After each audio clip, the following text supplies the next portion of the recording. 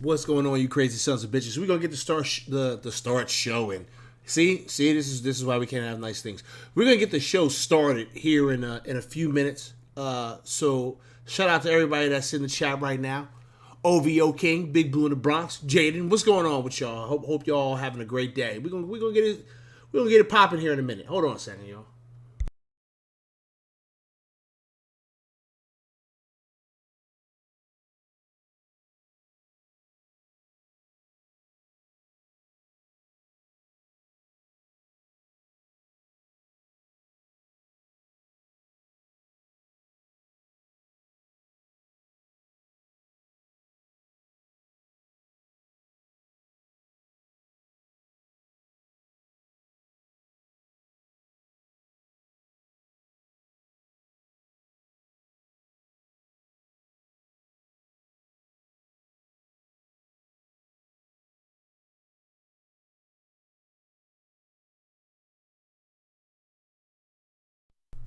Bobby, what's going on with you, man? Appreciate you for being here. I'm gonna just be transparent with y'all, okay? We waiting for Rob right now. I'm just gonna put it out there. I'm just gonna tell. I'm telling my co-host. We waiting for Rob right now. This man can never be on time to anything. He'll probably be late to his own funeral. You know what I'm saying? If you let him be. I don't know. I don't know what the hell he's doing, but he on his way. So yeah, I'm snitching.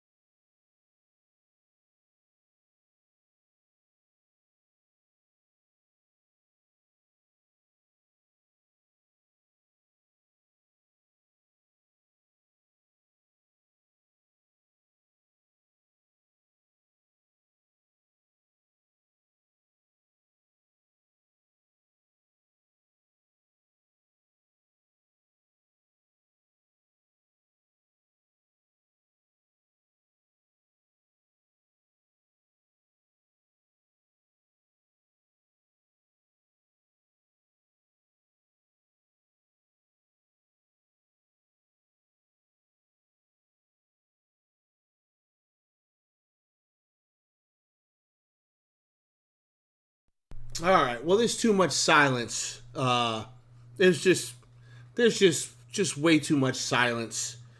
So why don't we just go ahead and let's just do this damn thing. Special operation. We in the building. We in the building. We in the building, bitch. We in the building. We in the building. We in the building. We in the building, bitch. We in the building. Well, hello there, you crazy sons of bitches. How the hell are all of you doing today? Hope everybody's having a great Wednesday. Hope everybody's feeling good. Another fantastic day for your boy PTA, and it's been a minute. It's been a minute since we've met here in this setting, and just had a conversation. Now Rob should be in here at any moment, okay? Whenever he gets here, because the man's got to make an entrance. That's just what it is, okay?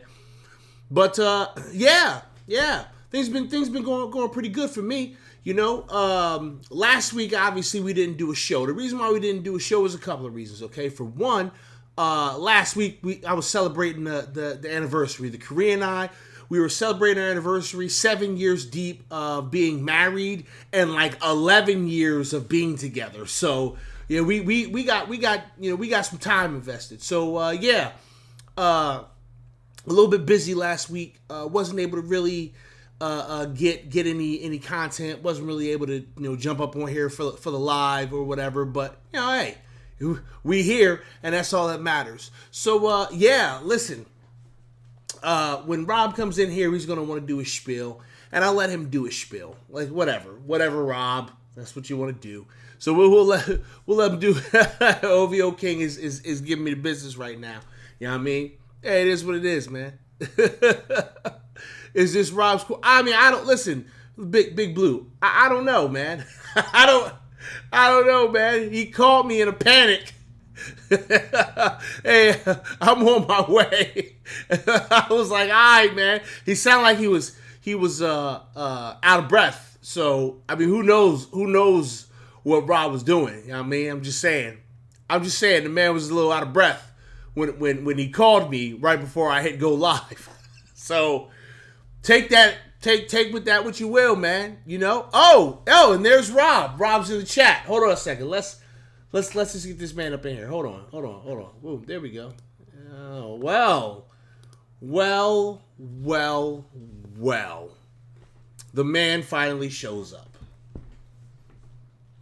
Anything that you like to say right now, R0B?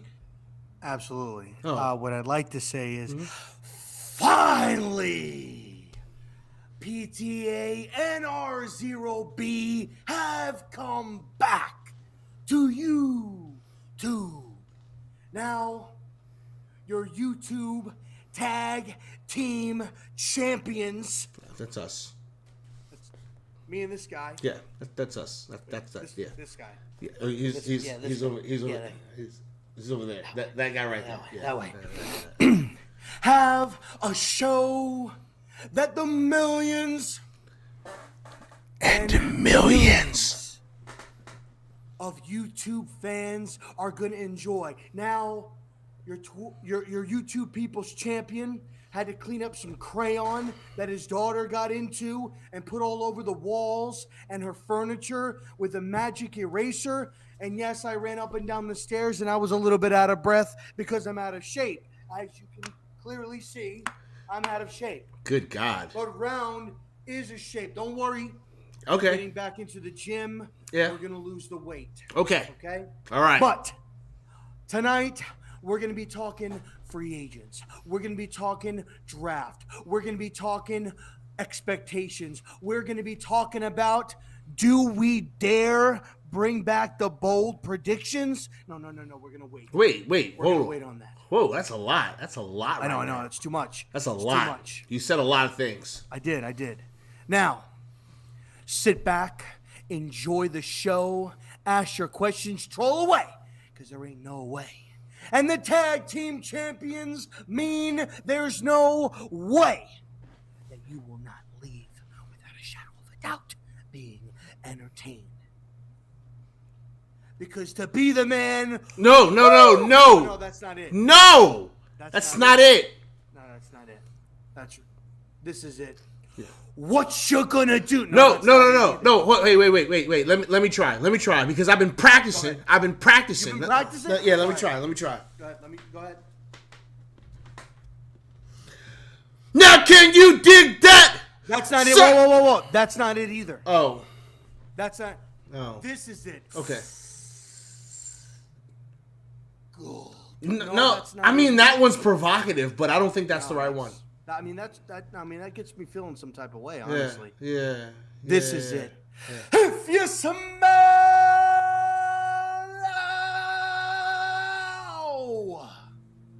what PTA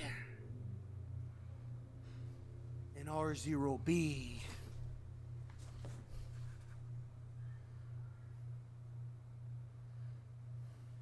is cooking. Do you feel better now? I do. By the way, Chad, if you like the merch, you guys go to my thing Go here. buy a fucking t-shirt. Buy the shirt. Go to my Twitch channel, !merch, and make a purchase. Buy the damn shirt. I mean, like, what are we talking about? Buy the shirt. Speaking of which, I have to send you a shirt. Oh yeah, okay. I will wear it with pride. I see that my long lost son from 1738 is in the chat. I wish that he wasn't. I really wish that you weren't able to Pest find his him. lost child. The child support check is in the mail. Yeah, sure. Yeah, wait for it. How you feeling today, Rob? How's your day going? Day's going good. Day's going good. Had yesterday off, have today off, had tomorrow off, and then I go back to work on Friday. Dealing with the baby. So the baby, wife is. Congratulations again for that. Yeah, her baby process. She had an interview, not an interview, but like a video chat today with her OBGYN. And then we're just counting it down. It seems like it's going by pretty quick. It's March is coming, the baby's due, and the due date is August 3rd or August 2nd, the day before my daughter was born 2 years ago, or almost, it'll be 3 years ago. So the day before my daughter's birthday, which I think is cool. So it's coming up on a fly. So, we're kind of just going through the motions. I don't know. It's weird. Like, I'm excited, but being that it's like our fifth baby, it's almost like I feel like I get excited, but at the same time, I also feel like I've been down this road before. So it's should I be? I've done this already, So it's like I want to get happy, and I am happy, but then there's other times like, man, am I getting happy? Like, why am I getting happy? Like, I know this already. Like, Hey, Hefe is in the building. Hefe, what's going on, Hefe? How you doing, my guy? Appreciate you for popping through and saying what's up. Appreciate you. Hey, make sure that you guys are going and checking out Giants Revival. All right, they're doing some great stuff over in their channel. They're doing some great stuff on the Twitters. Okay, you guys need to make sure that you are showing them some love. They are our family. Sometimes you say friends of the show. They're family of the show. So shout out to them. Appreciate them. Check out the tweeter. The tweeters. Those tweeters. You gotta check out them tweeters. Okay, so man, there was quite a few things that have happened, over the 2 weeks that we've been gone. So I guess we can start here. I thought this was very interesting before we get into the meat and potatoes, which is talking about free agency, because that's the next alligator close to the boat is free agency, right? And how we're going to do this free agency. We've talked about this a little bit, but let's touch on it again. But the thing that I wanted to start off with was just this coaching staff as a whole, right? We've gotten to see all these hires for coaches.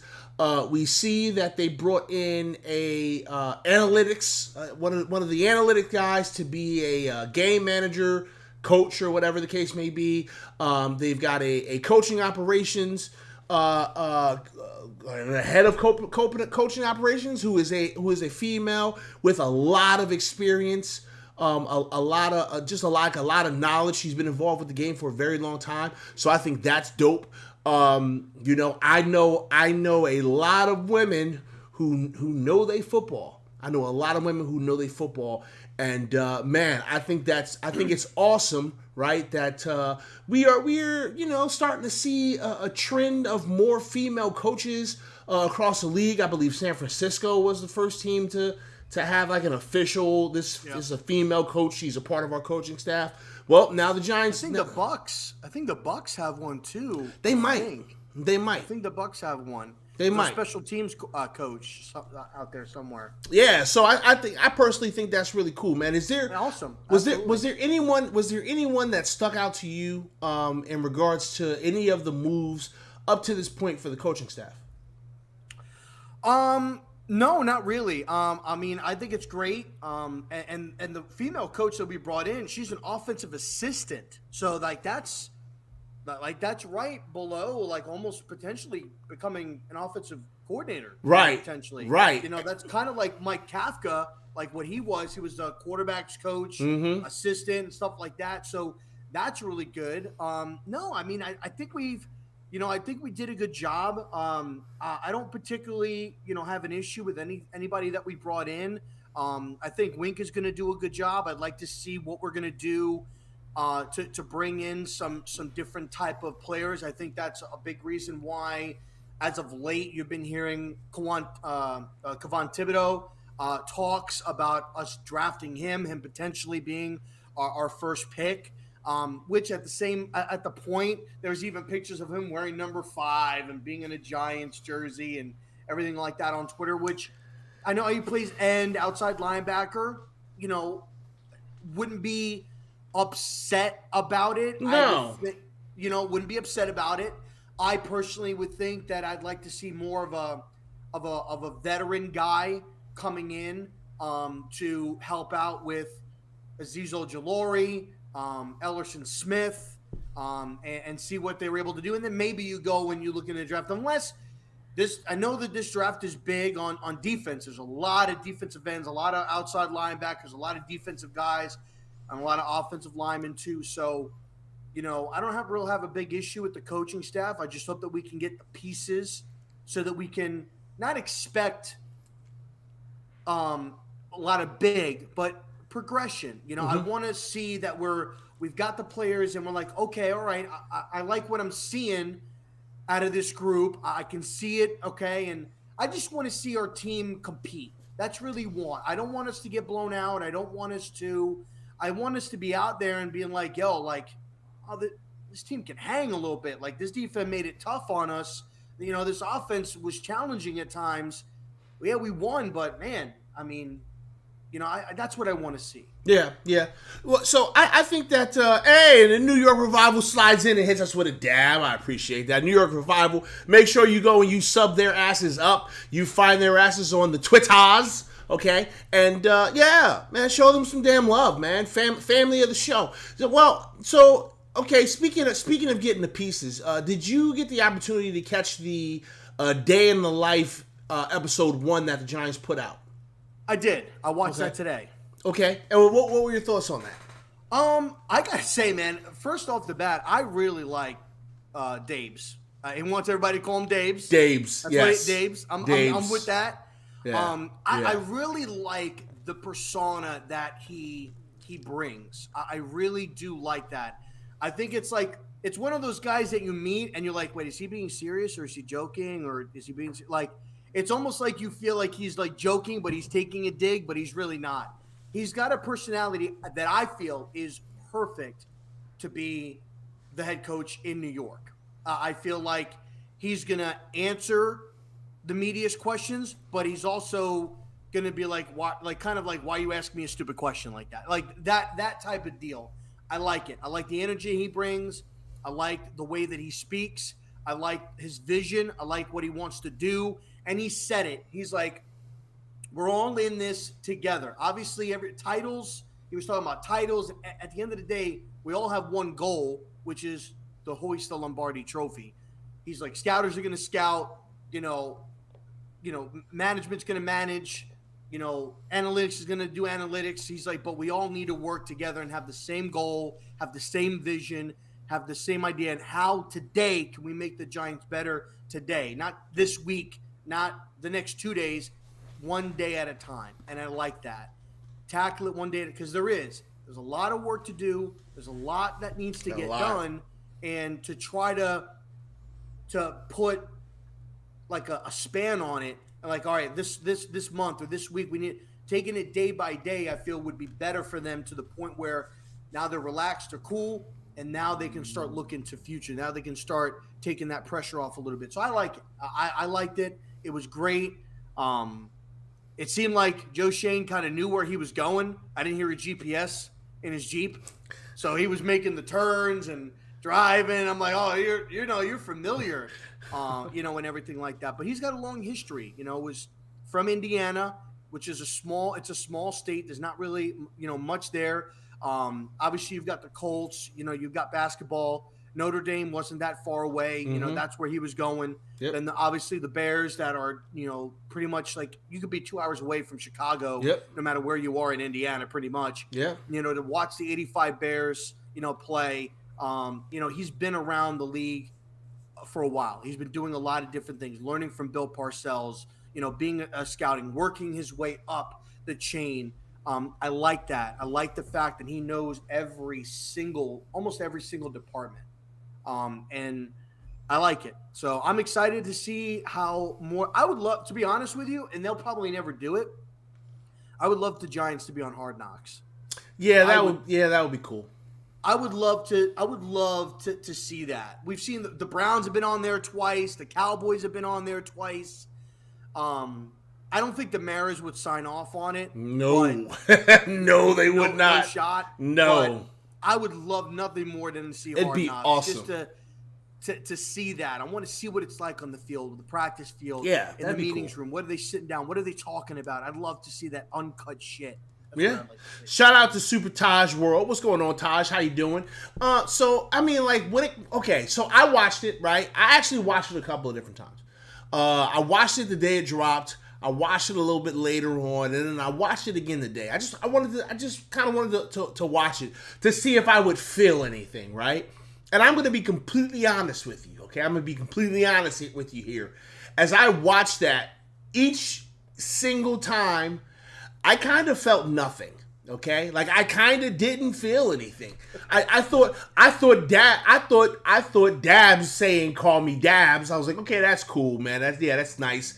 Hey, you just call me Dabs. That's what everybody calls me. I thought that was cool. I guess seeing Joe Shane talk about scouts. Not scouts. Talking about prospects. That was cool, right? But I didn't feel anything. It didn't move the needle for me. And I think maybe this is me being stubborn, right? Because when Joe Judge came on the scene, I immediately, like, first time he talked, I was like, I'm in. This time, I'm not. Like, this time, I'm not in. This time, I just can't.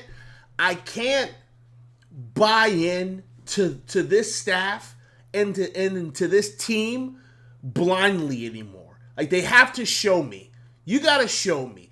And it's going to take a good portion of the season, this upcoming season, to show me. That's just me being honest. Like, when the season starts, I'll be here more often. I'll be talking about the Giants. I'll be talking about the things that are happening. But don't think I'm going to be sitting here praising this team, just blindly. Like, I'm not going to, because I can't do it anymore. I just can't. So, for me, personally, right? For me, it didn't move the needle.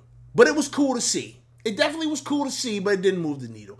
And it'd be real cool to see Hard Knocks too. But I don't know if the Giants on Hard Knocks is gonna move the needle for me either. Like, I'm in a weird space where I don't trust this team with my all.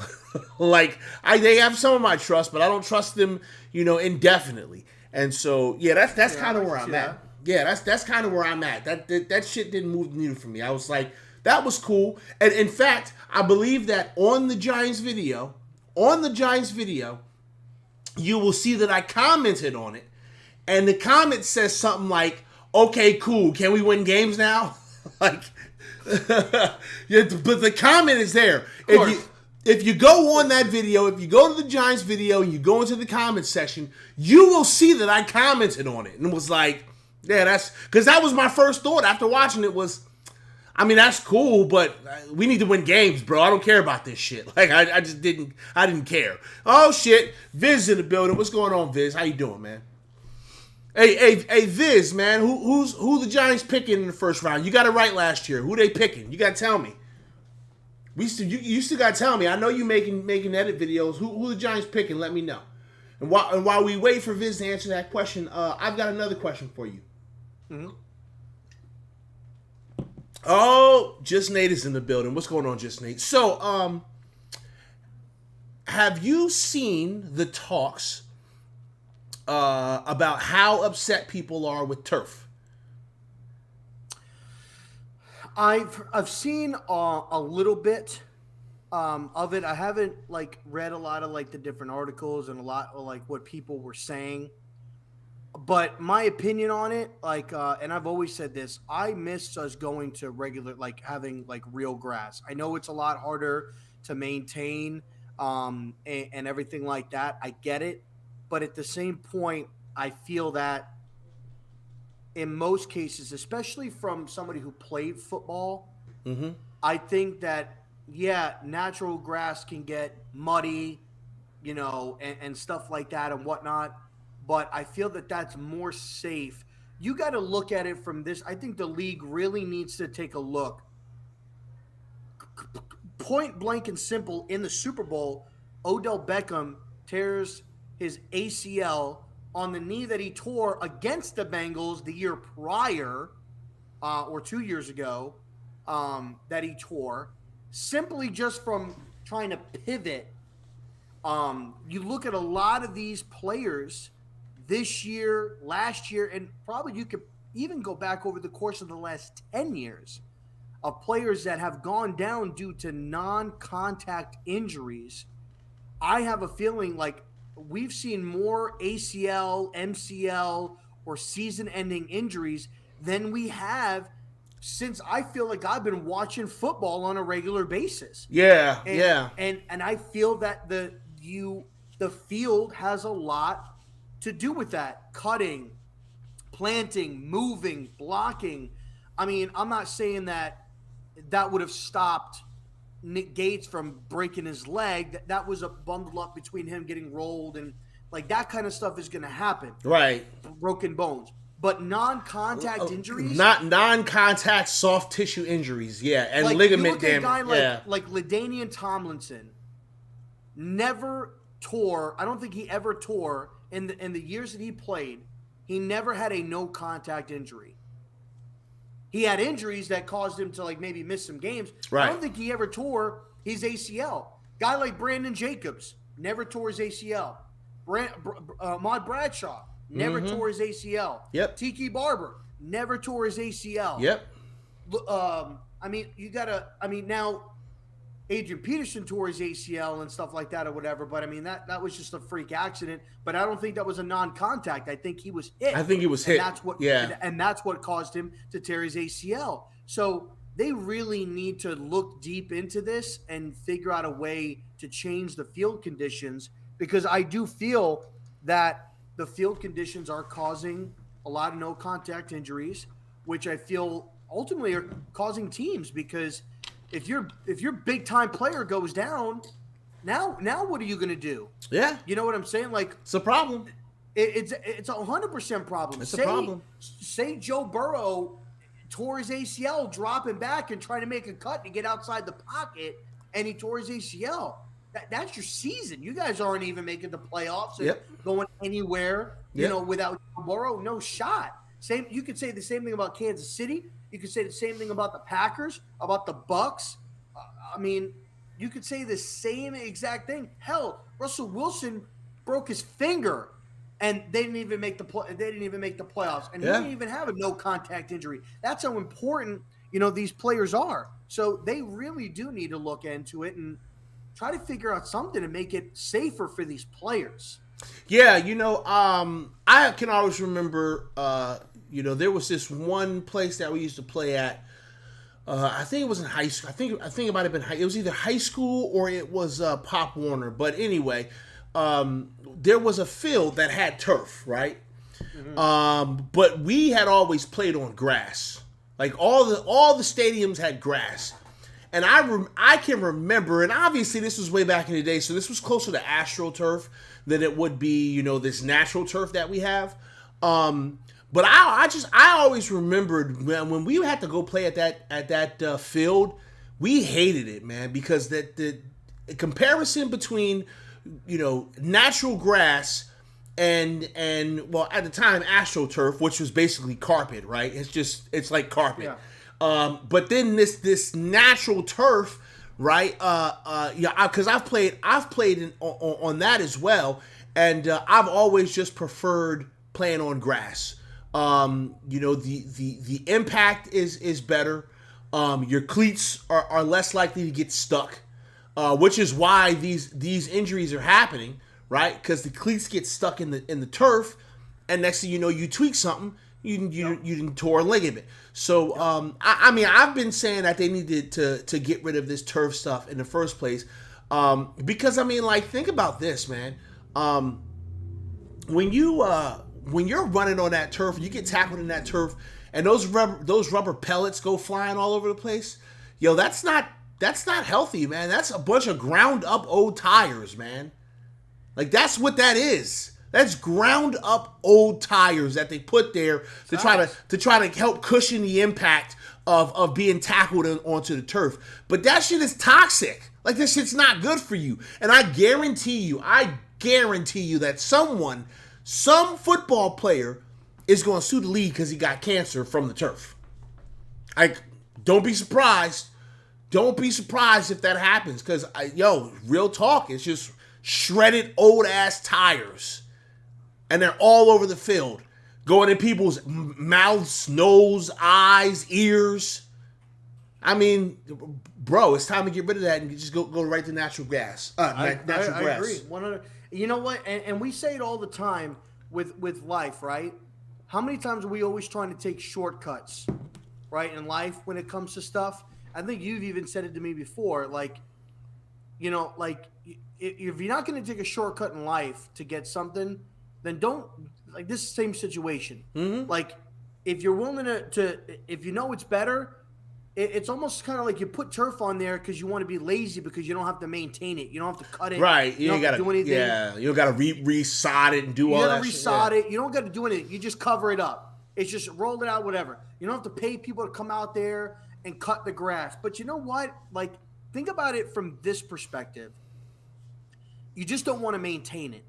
But imagine, like, fans going into that game smelling fresh cut fucking grass on a Sunday afternoon with the teams on there. Like, that shit is, like, that's old school football. Like, that just, to me alone, like, I love the smell of fresh cut grass. Love that smell. It's a great smell. And so maintain it, hire people to do it. You're making billions of dollars. I mean, just hire a damn company. Exactly. Now, now, will it change? No, because I think Buffalo, I think has turf. So I don't think that Joe Shane's really going to make that kind of a change. But I definitely think that if it's a league-wide stuff where they think, hey, I think it would have to be something that's pushed down by the league and say, hey, we need to go to regular, like, cross league wide.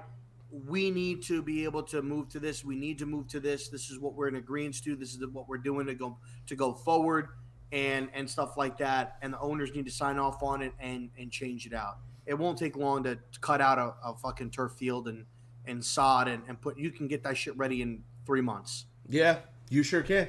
It's funny because I always think about this, right? If I owned a football team, right, and I was going to build a stadium, I would figure out a way to build a stadium where I can have all the elements of outside, but just on the field, right? So use it to your advantage. Yeah. So I might make it rain. I might make it snow. I might make it windy. I might make it cold. I might make it hot. Right? Whatever is the opposite of what my opponent likes to play in, we're playing in that.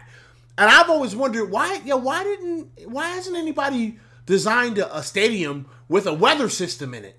Like, how awesome would that be to be able to go, to watch a football game indoors and there's weather happening on the field but not in the stands.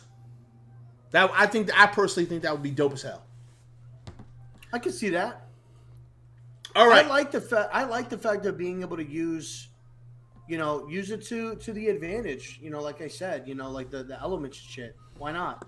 I personally think it would be dope. Okay. Now let's get into the main topic here because we've been going for about 30 minutes. And I know that this is something that we can talk in depth about. And we'll try to wrap this up in about 30-45 minutes. I don't want to keep you too long, but. Let's talk about free agency, right? Because free agency is literally around the corner. All right. I know that we're in draft season, right? But But free agency is around the corner, y'all. Like, it's about to happen. Next month. Yeah. In 2 weeks. Yeah. Free agency about to happen, so that's what we need to be focusing on. So, with that being said, we've got a lot of moves that are going to need to be made. We've got just tons and tons of issues when it comes to our salary cap space. It's bad. Stadiums like Mercedes-Benz could do that. I mean, any stadium can do it. Any stadium can do it. I mean, it would have to probably be a dome stadium, but any stadium could do it.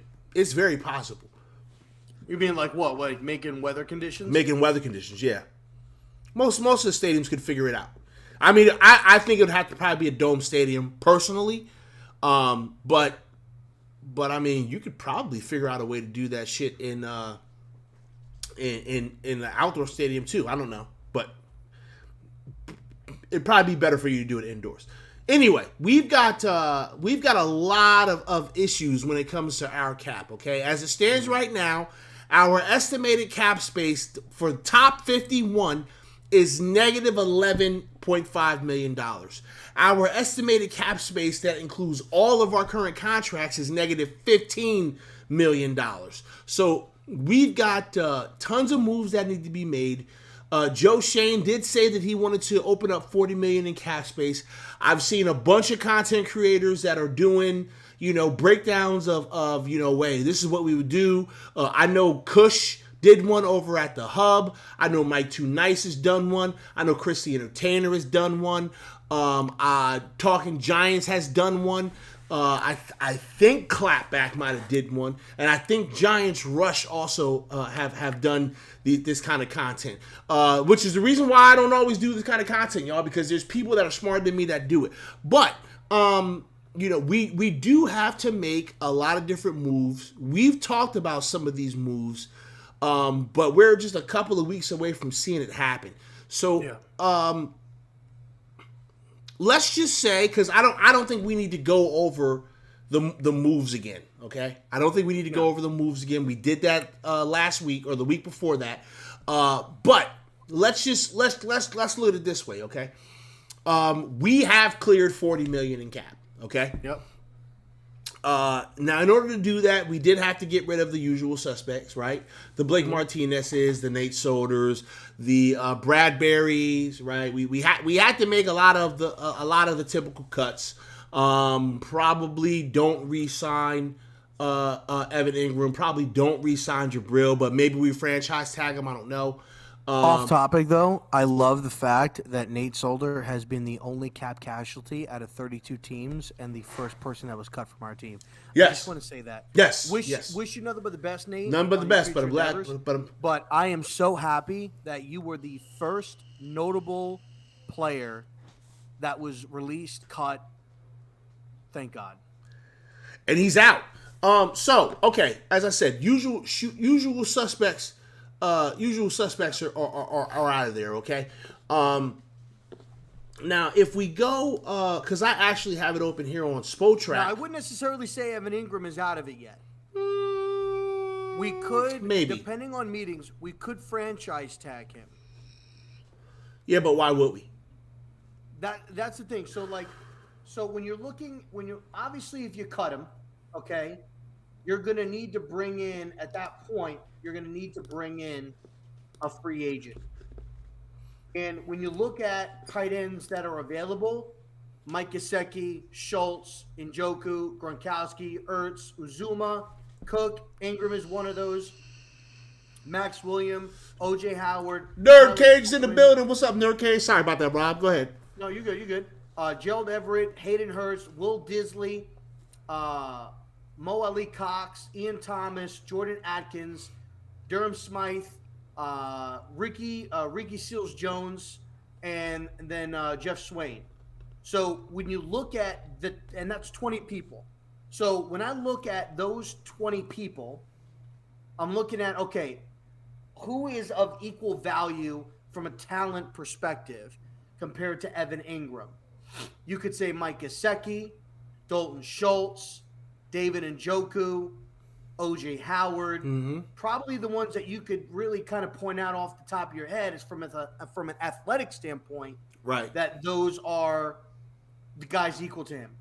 Now you could look at, okay, who would be like a good person to plug in that maybe not be as athletic, but that could also be good for us. You can look at Ertz, Cook, Max Williams, Gronkowski, but he wouldn't do that. Like those are your safe picks. Even a guy like Ian Thomas isn't a bad pickup. But I look at it from this perspective. Now you're going to have to sign all of those guys. If none of those guys really meet your qualifications, you could very easily franchise tag Evan Ingram, which his cap hit would be extremely low for the franchise tag. And you keep him for a year. And then next year, when your cap is, because we're projected to have next year like over $100 million in cap space next year. Something like that, yeah. Then maybe you look into bringing, because all of these guys like Mike Gesicki, David Njoku, Ozuma, O.J. Howard, you're going to have to give these guys long-term contracts, 3-4 year contracts, especially young guys like Gesicki, Ozuma, or even O.J. Howard or David Njoku. They're going to require at least a 4-year deal, 3 to 5 years in between there. You could very easily franchise. I don't necessarily want to, but I'm looking at it from a talent perspective. Unless there's somebody on this roster that we feel can do the job better, i.e. Caden Smith, if he touches the field, I think they franchise tag him. That's just my opinion. I don't want them to, but I think they do. So you'd rather franchise tag Evan Ingram and not Jabril Peppers? I think it's going to come along the fact of what Wink Martindale wants to do. There's two options. It's about what they can do in free agency. I think primarily, obviously they're going to address, I think, 1, maybe 2 offensive linemen in free agency, and we'll get to them. Okay. But primarily, I think they're really going to focus on getting Wink Martindale some guys that may be familiar with his style of play, i.e. guys like Calais Campbell, who's available, guys that fit that type of mold. I think that they could potentially bring some of those guys in. You look at the cornerbacks. I think Aaron Robinson, who he drafted last year, could be a good player for Wink Martindale to use. I'm not ready to throw him into the starting lineup right now. The guy just touched the field this year. He missed the most of last year due to injury. I'm not ready to throw him to become a starter. I'm okay with him being the third string corner. I'm okay with putting him over Darnay. Not saying Darnay's not good, but I'm okay with jumping him over Darnay. But I'm looking at some of the corners that are available for free agency that they could go after when it comes to people that might work in their scheme. And you've got, let's see here. So you've got, as far as with the corners, so you've got guys like Darius Williams from LA, Casey Hayward, who could be available, Steven Nelson, Dante Jackson, Bryce Callahan, J.C. Jackson clearly wants out of New England. Yeah. You realize all these names cost like I think premier money, right? The guys that would be top tier dollar would be like guys like J.C. Jackson, Darius Williams, Steven Nelson.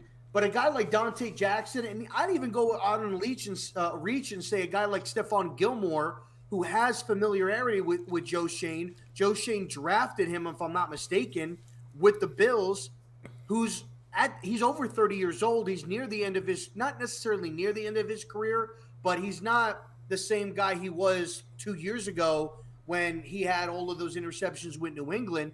You could very easily bring him in on a 2-year deal, cheap deal, And he's that man-to-man corner that Wink Martindale would need and could really mold a guy like Aaron Robinson and a guy like Darnay Holmes and really be a good complement to Adoree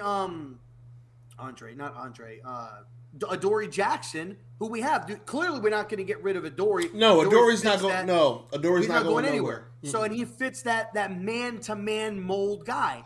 You need those type of guys there. So, if Peppers doesn't fit that need, and he's not part of what legitimately, when you look at Peppers and you look at, let's think about Baltimore the last couple of years, and strictly look at the safety position. Who's really stepping up and really stands out to you from a safety perspective? They have Clark, and that's really the only guy that I really remember.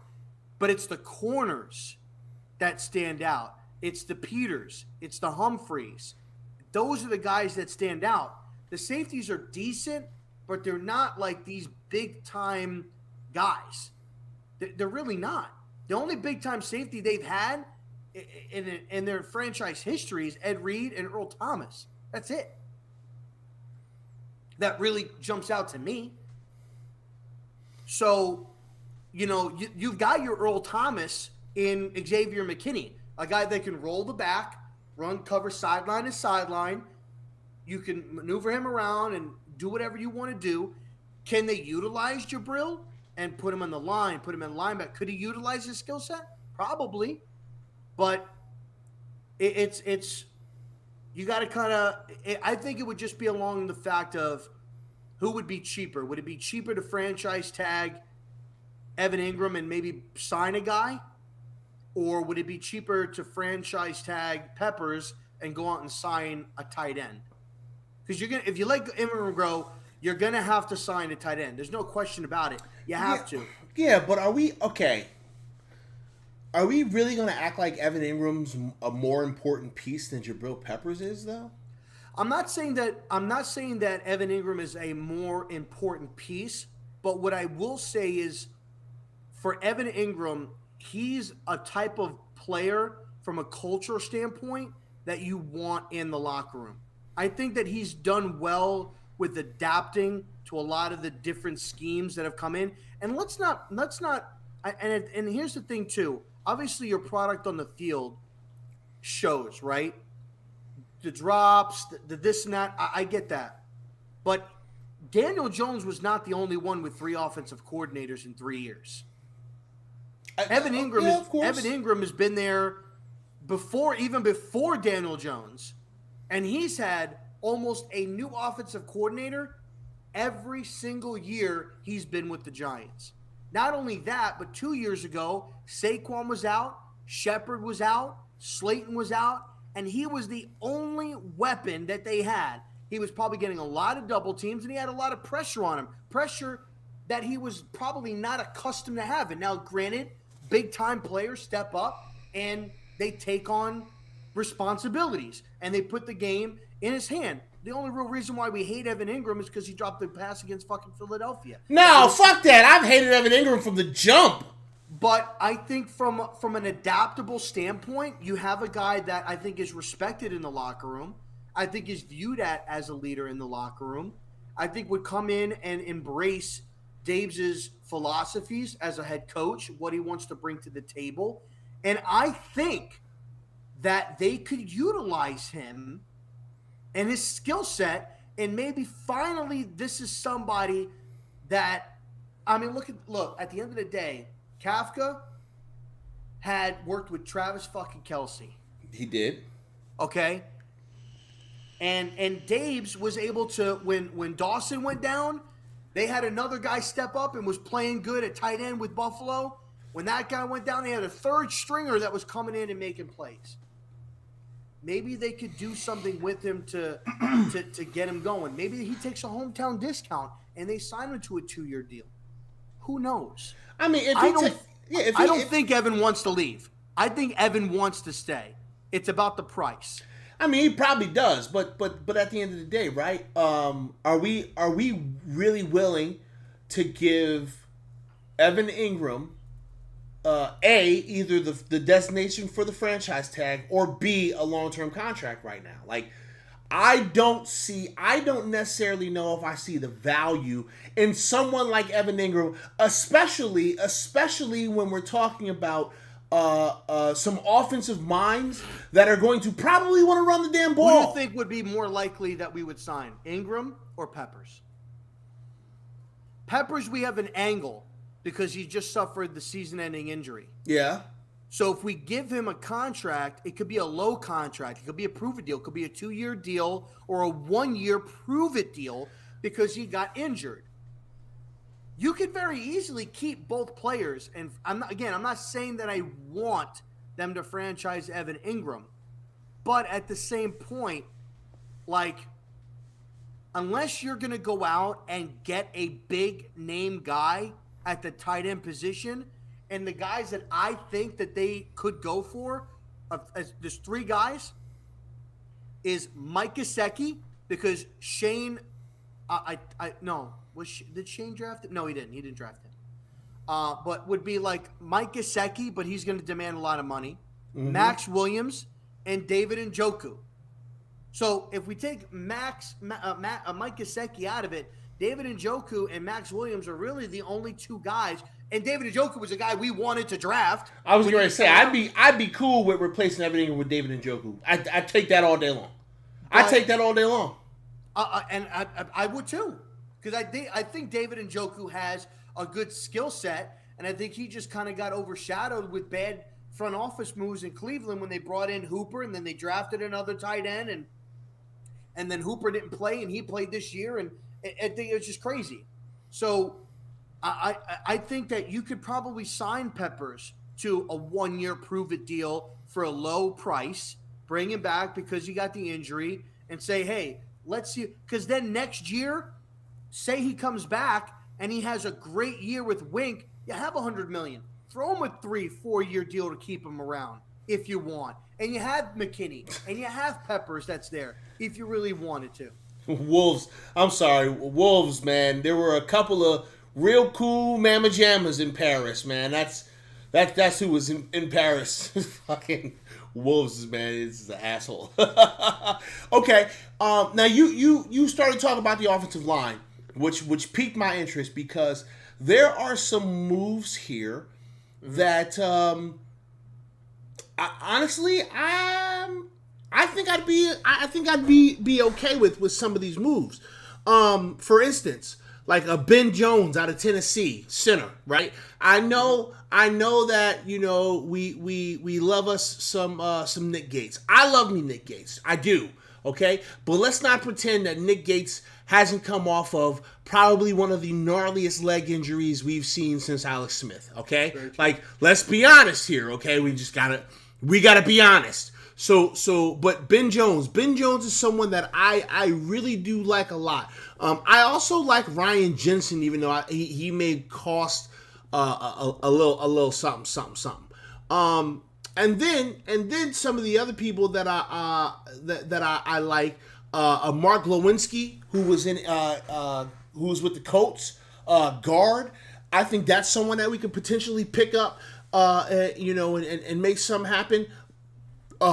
Trey Turner is sitting out there. I know that he's a little bit older, right? But maybe you can bring in a Trey Turner on a cheap deal to come in and try to revitalize his career. Because it didn't go super great for him in Pittsburgh, but it wasn't like absolutely terrible either. So I look around and I see some of the names of these offensive linemen because I know I said it. I wanted to walk out of the drive with 4 offensive linemen, and I still kind of want to do that. But I also want to bring in at least 1 or 2 decent veterans to come into the mix. We can't have an offensive line full of young mofos, right? So we're gonna have to bring some veteran experience into the building, right? So why not try to grab some of these guys and push these young guys, man. Like, hey, it's a competition. Just because we drafted you don't mean shit. You gotta earn your stripes here. I personally really want this team to bring some of these folks in here, and just create an environment where there's competition. Hey, what's going on, Ashton? How you doing, brother, man? Appreciate you for popping in. Those are some names that I look at, some specific names I look at, and say, you know what?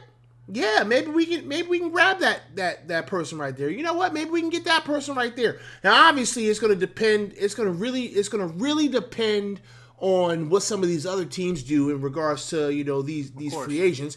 And obviously, we have to make the cap space for this. But in this exercise, we said we've made the cap space. So me personally, I know that Ben Jones is someone that I am definitely looking at. Mark Lewinsky is someone that I'm definitely looking at. Hell, I'd be cool with looking at Jermaine Ifedi. I know he's not great, but I wouldn't mind bringing him in, having a look at him. There was one other name. Tardif, who's leaving who's a free agent from the Jets. He's a guard as well. He's 31, but again, we're talking about bringing in just some veteran experience and some knowledge to come in here and help these young guys. Shout out to Nate. What's going on with you, Nate? How you doing, brother? I appreciate you for popping in. So what are you thinking about in regards to the offense? Because I think that's the other big question mark here in regards to this team's rebuild. I think you got to really look, obviously, at this point, now that you kind of have a little bit of three different teams that you really can kind of go off of, right? So you got a guy with Wink who knows people from Baltimore. Kafka knows people from Kansas City. And then obviously you've got, Daves and Joe Shane who are familiar with players from Buffalo. Guys that I could probably – and I put a tweet out even way before, and I saw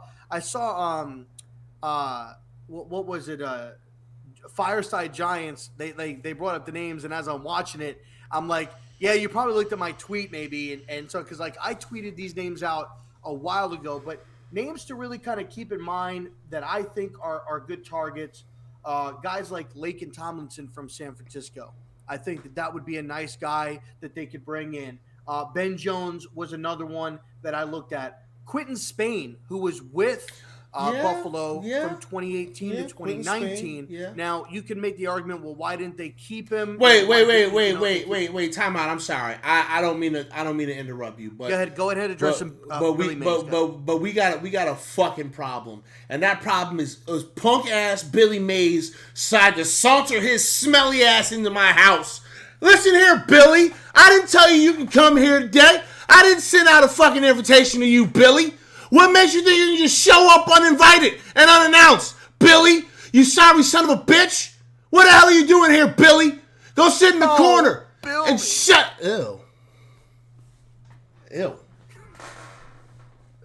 All right, go ahead, man. Go ahead. What were you saying? So Laken Tomlinson is probably, one of my top opportunities there from a guard position. You also can, like I said, look at Quentin Spain, who played with Buffalo. Yeah, Quentin Spain's there for name. a year. That's another guy that you could look into. And my number one guy that I love for them to bring in, it probably won't happen due to the price, but Brandon Sheriff. Right. That's who I would love for them to bring in. It's not going to happen. I think likely ain't happening. Guys that we could bring in would be like a Laken Tomlinson from a guard position. Laken Tomlinson, Quentin Spain, even like an Andrew Norwell could be a guy that we could look at. Yeah, Andrew Norwell, that could be an option. Yeah. From a center position, Ryan Jensen was at the top of my list. I kind of feel he's on the same level as Brandon Sheriff. I think he's going to be pricey. He played with Tom Brady. He's a Super Bowl champion, so I think that he's going to demand a little bit of a higher contract. Ben Jones, I feel, is a good guy that could be, he's over 30. He's been around the league a little bit. He's played with Tennessee. He's played with Houston. And he's a really, really good downhill runner. He played with Quentin Spain as well when Spain was in Tennessee. So they're familiar there. So they could reunite with the Giants. I think ultimately you also have to look at what you want to do offensively. If you're really trying to get,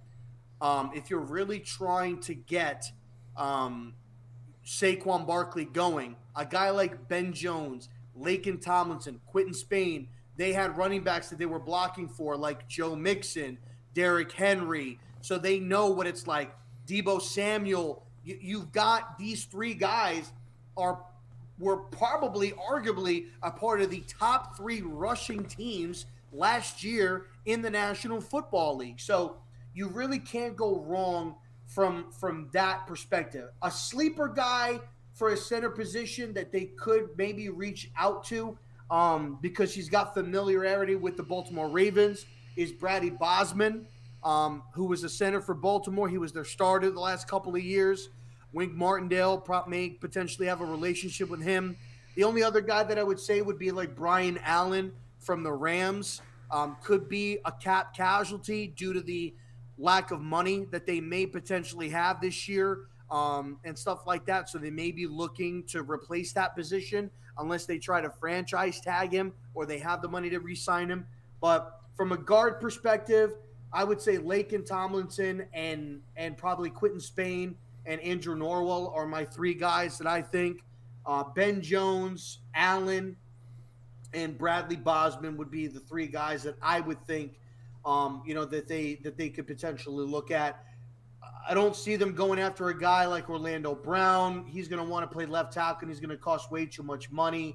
Connor Williams from Dallas, I don't really feel them reaching out.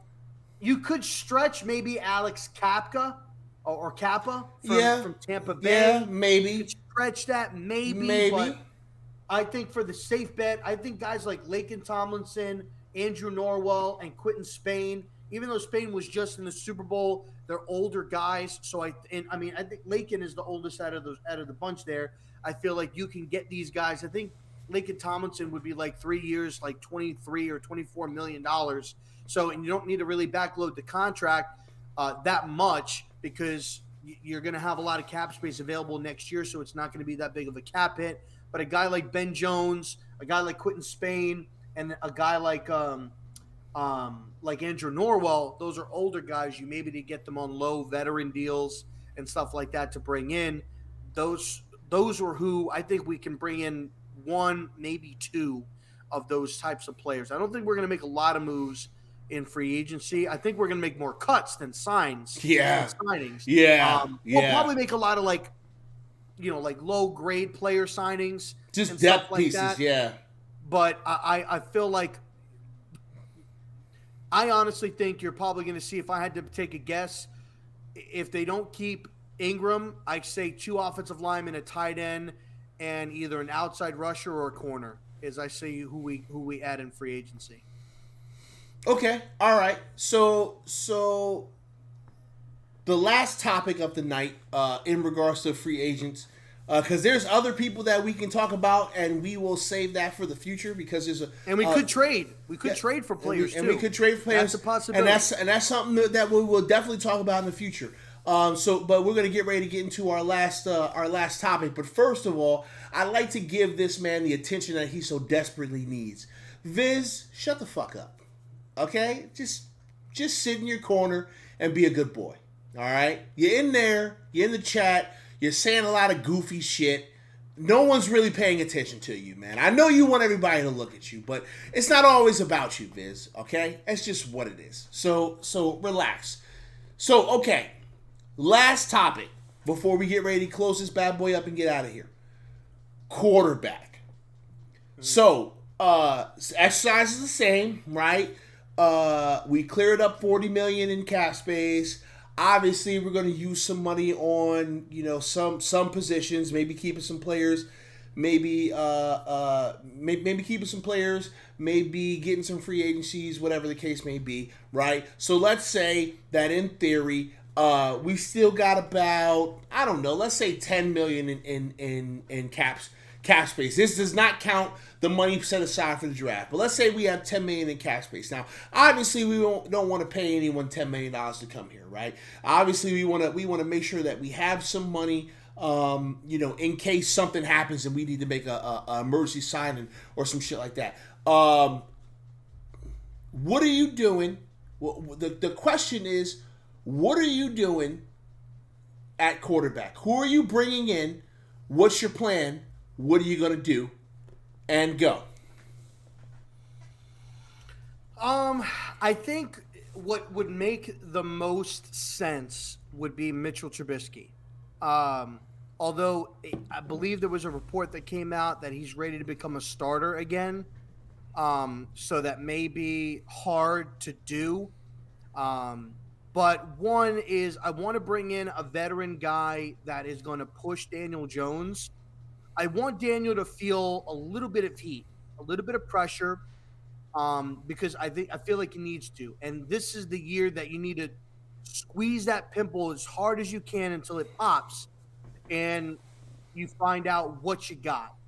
Are you going to see some upside? Are you going to see a guy that is going to be showing some promise? Are you going to see a guy that looks like he's adapting well? So I want to bring in a veteran guy. Mitchell Trubisky would be my first pick. One, because he was from Buffalo, so he knows the system. So God forbid there's an injury to DJ or something like that, he knows that he could come in and plug that in or plug in and go. You could make a case for a guy like Chad Henne from Kansas City, who's been backing up Patty Mahomes for some time now. He's worked with Mike Kafka. I'm assuming that this offense is going to be a combination of both Buffalo and Kansas City, and really what they were able to do. And so you could look at a guy like a Chad Henne, potentially, so that he's familiar. I would even maybe make a stretch for a guy like Tyrod Taylor, potentially.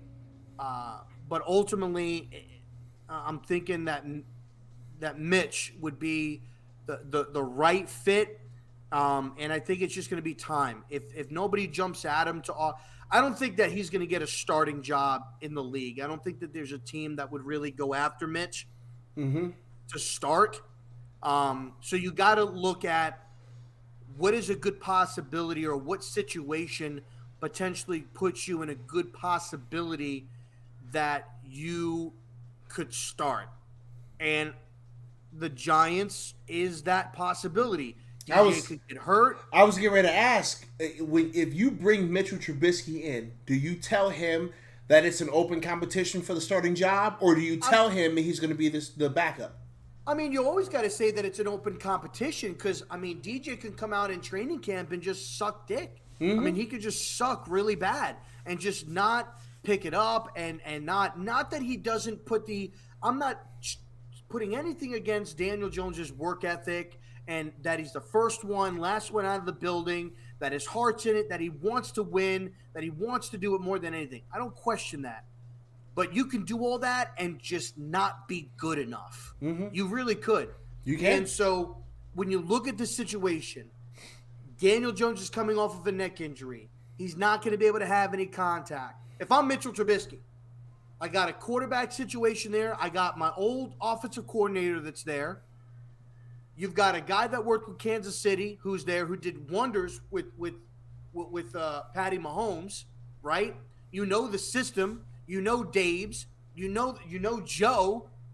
And you got a quarterback situation there that potentially you could very well see the field, because he may not be ready due to his neck injury. He may not be performing. I mean, at some point in time, these players have to take themselves out of the league and out of being a good sportsman and be like, this guy might suck it up and I might have a shot. Like, at the end of the day, like, that's where you're going. That's their thinking process. And behind closed doors, that's what they're saying. I hope that Daniel Jones gets knocked out, or he sucks, and I get an opportunity. And I think the Giants would be a good situation. Here's the flip side to this. Okay. And what makes me nervous about this. Okay. Is I don't want, say they do that, and Daniel Jones isn't the guy, I don't want them thinking that they can ride with Mitch Trubisky. Meaning if Mitch comes in, plays well, plays decent, I don't want them to be like, next year, Mitch is our guy. Meaning the 2023 season. That I don't want. So it's a slippery slope for me because if DJ's not the guy, then you have to go into the draft next year or free agency and bring in a guy. Yeah. But I don't want them to bring in a guy like Mitch and DJ sucks. He comes in, they rally around Mitch, and then the following year they're like, hey, you know what? We're gonna ride with Mitch. And now you possibly miss out on a stud in the draft or a big-time free agent that you could have brought in that maybe could have made the difference in your franchise. That's what I don't want to happen. Well, see, the only reason why I personally don't concern myself with that is because if Mitch Trubisky was considered a starting caliber quarterback, then somebody would have already snatched his ass up. I personally don't think that Mitch Trubisky is a starting caliber quarterback. I think that he is a very low tier starting caliber quarterback. You know what I'm saying? Like I personally don't think that we would have to worry so much about Mitchell Trubisky beating out Daniel Jones, beating out a healthy Daniel Jones. Okay, like I don't think that happens. There are a couple of names that I look at, I see, and I go, that's interesting. The first name I don't think I would personally do because he's just coming off of an injury, but Jameis Winston. Jameis Winston actually looked really damn good in New Orleans before he got hurt. I would be inclined to say that had he not gotten hurt, the Saints would have been a lot better. The Saints would have been a lot better, and they would have been a scary team that you need to watch out for in the playoffs. But obviously, you know, he tore his ACL, so I don't necessarily know if I feel comfortable going with Jameis Winston right now. Maybe he's healed up and he's good to go. I don't know, but you know, just from the outside looking in, I'm like, I don't think that that's who I want to go with. But if he was healthy, he'd be top of my list. Jameis Winston would be top of my list. And then I see like a Marcus Mariota. Marcus Mariota, I think, is somebody that can come in and provide some competition to Daniel Jones, and you know, potentially push him to be better.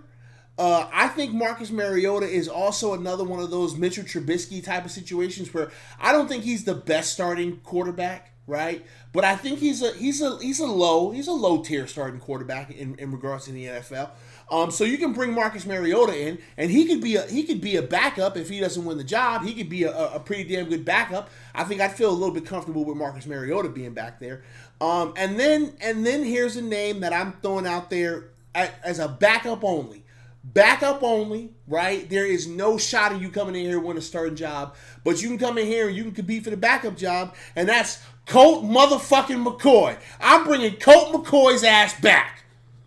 I'm bringing Colt McCoy back. The man beat the Seattle Seahawks. I'm bringing Colt McCoy back. Jesus Christ. That's what I'm doing. So I'm look at it. I mean, when you look at this, when you look at the available guys, honestly, like Chad Henne, free agent, he's on here. He's ranked number 11. Mitchell Trubisky is ranked number 9. I'll tell you a guy that they could look at. Ryan Fitzpatrick. No. He came off injury. Buffalo. He just came off injury too, though. Like he's. But look, at the end of the day, when you're looking at a guy, when you're looking at somebody, you want them, one, what I think they're going to be looking at is they're going to be looking for a guy that knows the system, that can help Daniel Jones learn the system. But ultimately, if something were to happen. You can't say that they aren't thinking about what if Daniel Jones is not ready. At this point, you have to look at Daniel Jones the same way that you're looking at Nick Gates. You don't know what the neck injury is going to be. You don't know if he's going to be ready. You don't know what his capability is. You don't know the severity of it. We don't know anything at this present moment. They might know already. That's why I'm not going with a guy coming off an injury, because it's the same thing. But here's the thing is, you could go a guy, like, you're going to know whether Fitzpatrick is going to be ready or not, because he'll be ready. So I personally think, and just because I have a feeling, I'm going to personally come out on a limb, and I'm going to say Chad Henne is going to be our backup. Chad Henne? Chad Henne, yeah. I mean, and I wouldn't. Chad Henne is going to be the guy, but it's between Chad, Mitch, and Ryan. Between those three guys. Two of the guys that are familiar with Dave's, because I think Ryan Fitzpatrick, if I'm not mistaken, I could be wrong. Let me just double check on this. Because I'm pretty sure that he was with the Bills when Dable was there. I think so. No, I was going to say, was it a year before? He was there from 2009 to 2012. He was not there. However, okay. I think no, he wasn't. No, he was in Miami. He was in Miami after. Yes. Dave, because Dave left in 2018 to go to Buffalo, and Dayball had left Miami at that point. Okay. If I'm not mistaken, he had left it. All right. Well, good. Then we don't got to talk about Fitzpatrick. So it's between Mitch and Chad. My personal opinion. I'm thinking it's going to be Chad. Hey, Wild and Plug, man. What's with the Colt McCoy hate, man? What's with the Colt McCoy? I said as a backup. I don't want him to be a starter, but I'm cool with Colt McCoy being a backup. I'm cool with that. He's already worked there. He knows Daniel. They've already worked together. Why the hell not? I'm down to bring Colt McCoy back. Only other person would be Tyrod. Because Tyrod was the starter before Josh Allen got the starting job, if I'm not mistaken. Didn't Josh Allen beat out Tyrod Taylor for the job? Pretty sure he did. Pretty sure he beat out Allen for the. I'm pretty sure Allen beat him out for the job. Or was that? No, that wasn't Bridgewater. That was Tyrod Taylor. Tyrod Taylor was with the Buffalo Bills. 2017 was his last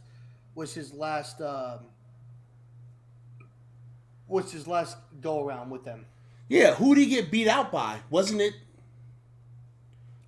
Well, somebody Allen was drafted in 2018 is when Allen was drafted.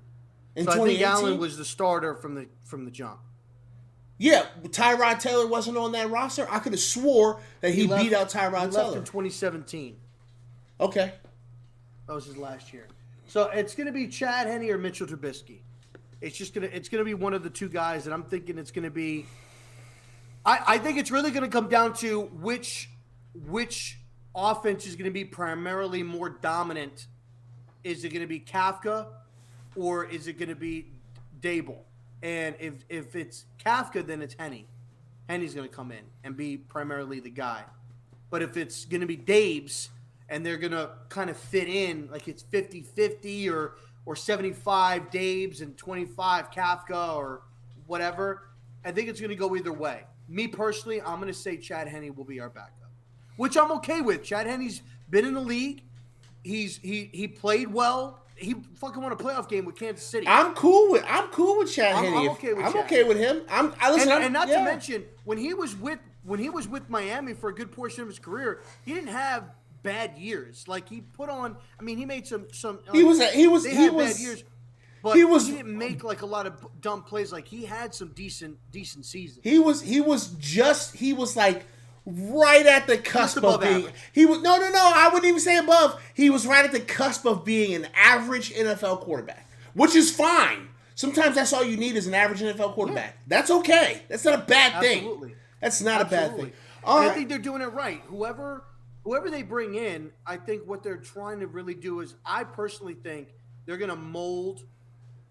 They're going to probably try to mold this offense around Saquon. It was Baker Mayfield that beat out Tyrod Taylor. You're Yeah, right, Cleveland. Wolves. It was Baker Mayfield that beat him out. Thank you very much, Wolves. Yep, that's 100%. But I knew we think that got they're beat gonna by make somebody. I just didn't know. Saquon Barkley the main feature of this offense. Oh, boy. Wait till next week when we talk about quarterbacks and wide receivers, y'all.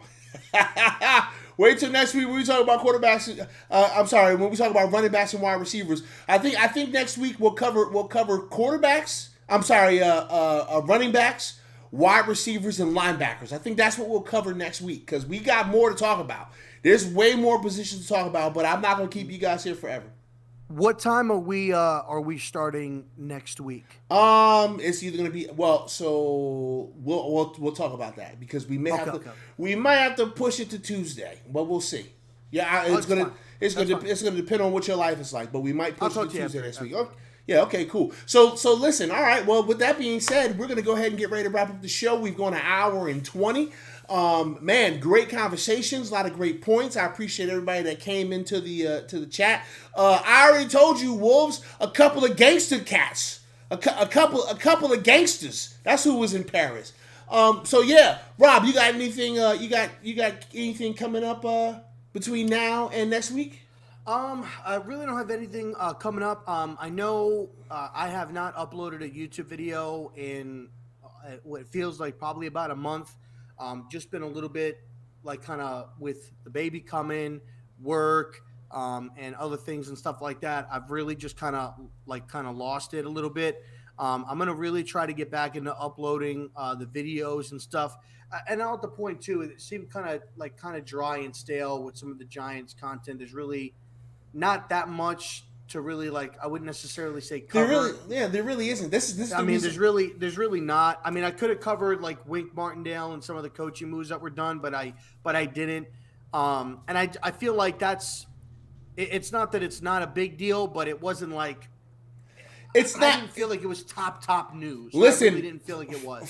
For me, if the needle doesn't move, then I'm not inclined to run and make a video about it. Yeah, I don't want to just make a video just to make it. Now, I'll probably make something in regarding to maybe some free agent prospects as we're getting closer to the draft. Maybe do something like that. But I wanted to just apologize for not uploading that. But we've got a new work schedule that's going to be starting on Monday. So I'll be working from 10 to 8, Monday, Wednesday, Thursday, Friday, and then 10 to 2 on Saturday. So I'll be getting out at 2 o'clock on Saturday. So you guys can find me. We're working on a grind to make it partner on Twitch, twitch.tv/R0B, like my name says it right there. Please go show that man his support. He needs it. We're gonna try to make partnership there and grind. So your love and support would mean a lot. Yep. We can't do this Even without if you y'all. don't talk, just put a tab up. That would mean a lot. But that's pretty much it. That's all I've got so far. Sweet. Shout out to Carlos Sanchez. What's going on? Hey, listen, man. The show's about to wrap up, but whenever you show up, man, and you're on time, so I appreciate you for coming and showing some love. All right, y'all. So listen, that's gonna be our show for this week. So for me, the remainder of the week, I will be on Fist Vegas' channel on Friday. We will do our Shots Fired podcast, so you can catch me there. I am getting some things prepared so that I can get back to the Twitch grind. But the real life is more important to me right now, y'all. Y'all know about the transition that's been happening in my life, and that's the focus. So, we will get back into doing more consistent content creation as things around me settle down. But I got to focus on the thing that pays the bills, and that's the real life job. So yeah, you guys know I'm not in this shit for money. I don't care about making money as a content creator. I just love the interaction of doing this. So listen, we appreciate y'all for rocking with us today. Thank y'all so very much.